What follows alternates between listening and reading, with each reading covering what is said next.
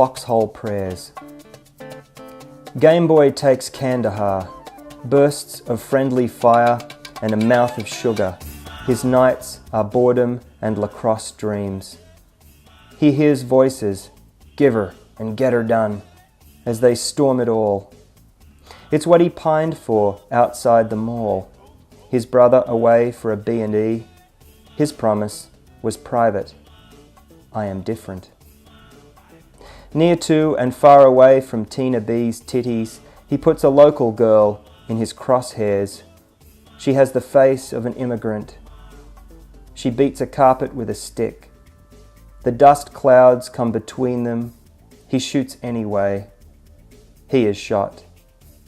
The feeling is sucking, warm.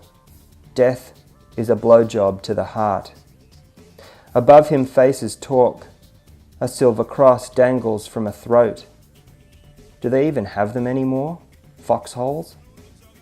I think exploring manhood in Canada is perhaps a more complex project than it is exploring it in Australia. Manhood and masculinity sits on the surface in Australia. It's the dominant piece of culture, and it's the way both men and women relate to one another in that culture.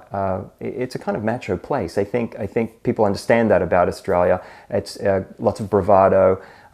Things are more subtle in Canada. And so as I've moved my work, migrated it from Australia to Canada, I've found that my interest hasn't changed. The world of men and how they interact with one another, how fathers influence sons, how sons pass that on to their sons, become a more complicated thing to get at. I certainly tried in recent poems and in my new novel to explore that and find out how that works in Canada, because it does, it's just quieter. In my last collection of short stories, Veranda People, it's set in and around Sydney in Australia. It does look at, in many of the stories, look at men and their interaction with other men and women in their sort of tight community. But it's also very much a book set in a kind of that very marginal space that exists between suburbia and the bush. My new novel is called Entitlement. It's set in Canada, and it's really about class. I think that Canadians have a strong class structure. I don't think that they think much about it.